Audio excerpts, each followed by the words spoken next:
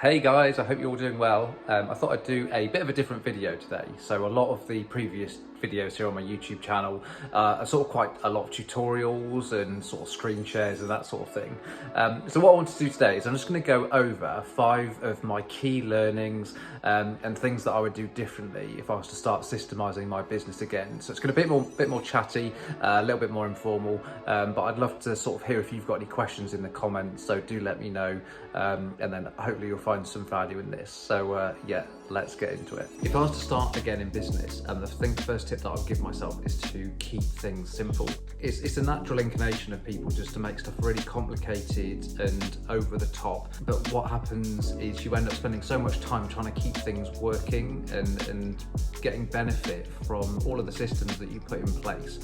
You end up actually getting no work done. And I remember that when I first started out, I tried to have like a little bit of software for every little function.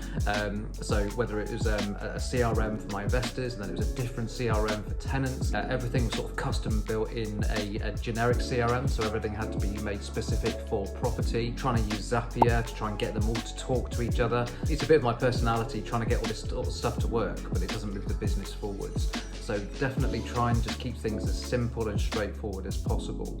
And that's one of the reasons that I now use Notion for most of my property investment setup, because stuff's all in one place. It's flexible, but it's just one tool, and it removes that need to try and connect a load of different things together. So yeah, definitely keep things simple, save yourself a lot of time, hassle and headaches. Yeah, you'll get a lot more benefit doing it that way. My second piece of advice would be to go and look at what other people have done.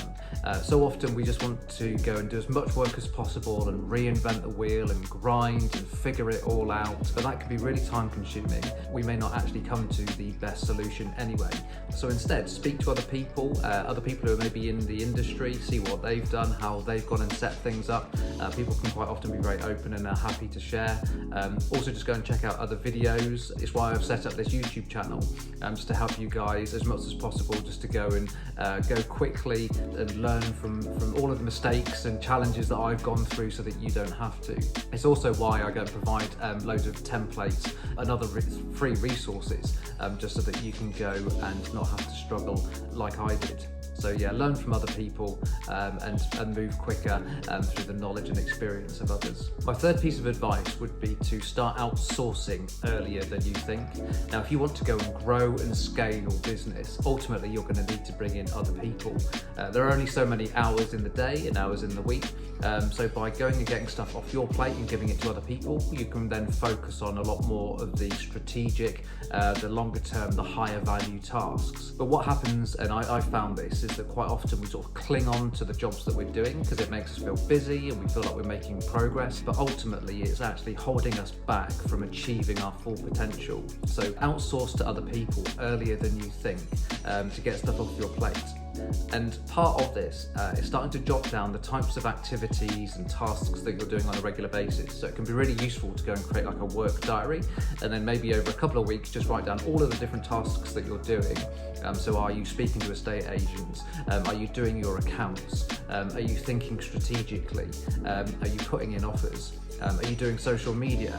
So just go and write down all of those various tasks that you're doing, because then you can start to think, right, what are some of the things that I really shouldn't be doing and what am I wasting my time on?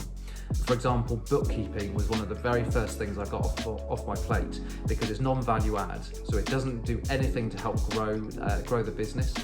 It's purely a functional role, and so I quite quickly then went and brought on board a virtual assistant, explained how to do it, or at least explained the background and sort of gave us some information. And now my bookkeeper's been with me for 4 years, and I just know that on a daily and a weekly basis, everything's up to date. So as well as starting to think about what you're doing, also write down how you do it. So whether it's recording a video using Loom, whether it's just a little process, create a standard operating procedure for some of those lower value tasks, because recruitment can take quite a long time. You know, to find a really, really good rock star virtual assistant or colleague, you know, we can talking weeks, if not months, months to find a brilliant person, and over time you may be getting busier and busier, and you don't want to go and recruit them and then think, oh, now what do I need them to do?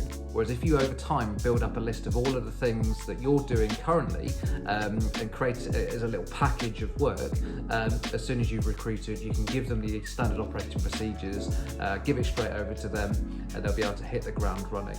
So definitely bring in staff and a team earlier than you think.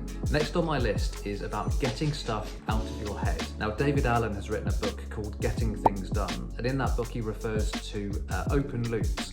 And these are just things that go round and round in your head that you know that you need to do, but you can't get them done there and then.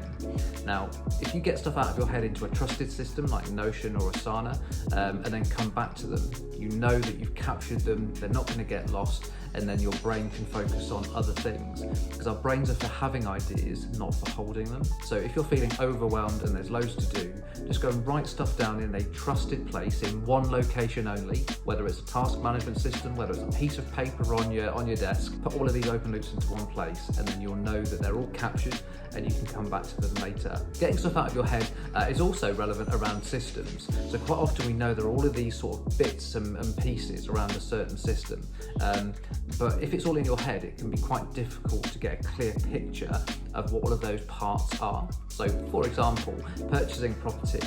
We've got to go and find the property, we've got to do our due diligence, we've got to go on a viewing, we've got to go and do our deal analysis. We then need to go and put in an offer, then there's the negotiation, and then there's offer accepted, hopefully. And there are all of these different stages, so we know that they exist. But if they're in our head, it can be very difficult to then go and get to work on them. So if we want to go and systemize that, we need to know which bit happens first, where are the dependencies, if we want to go and outsource, so if we want to go and explain a process to another person. If it's all in your head as the business owner, it's really hard to go and explain that to other people. So I actually use a tool called Whimsical. So it enables you to do things like brainstorming and that sort of thing, which is great, but it also has a flowchart functionality. And I remember going to try and set up a tenant onboarding process. So from a tenant wanting to view a room all the way through to them picking up the keys, doing the inventory. And I thought it was only going to be maybe sort of 4, 5, 6 steps. But as you can see, I'll put a screenshot here, you can see that there are loads and loads of different stages to this process, and I'd have never been able to grasp the magnitude of each of these different bits if I hadn't have gone and got it all down into one place in Whimsical. So for each part of your business, just start off really simple, thinking what are the big chunks, what are the big building blocks for some of the processes, whether it's working with investors, whether it's going and finding a team member, perhaps it's how you go through a refurb process, and just go and get them down very high level, because once you've got them down in sort of those big overarching blocks, you can then start to break them down into a little bit more detail and a little bit more detail, so that then you can go and improve them, refine them, speed them up, and outsource them. I'd really recommend you try out Whimsical because it's a very easy to use tool, and it can really help in your business. My last tip would be to think medium term when deciding what tools to use in your business. Now, of course, a lot of the tools that are out there on the market are designed for different scales of business. So let's just take a CRM. A CRM could work for tens, hundreds of thousands of people, for example, in terms of its functionality, capability, and it'll have a price tag attached. So that's not going to be suitable if you're just starting out. But then also, you don't want to be choosing tools that are going to be out of date in the next sort of 3 months. So my recommendation would be to sort of think of the end in mind and think medium term. So if you want to go and make a decision on a tool, maybe look at what's going to work for you for about the next maybe 18 months, 2 years, because that's quite often a good compromise between the cost, which you don't want to be too high, but also you don't want to choose a tool that's going to be out of date and irrelevant for your business too quickly. Also start to think how you would operate if you were a small team. So even if you're working on your own at the moment, think about, well, if I wanted to bring in a couple more people, how much would this cost? Has it got the functionality to go and collaborate with other people? Because ultimately that should be where you're moving towards if you want to grow and scale, by bringing other people into your business. I'd also definitely recommend thinking about budget, because a lot of these tools, as you bring people on, can become really expensive as you scale them up. So they're free trials, or if there's 1 or 2 of you, it's fine.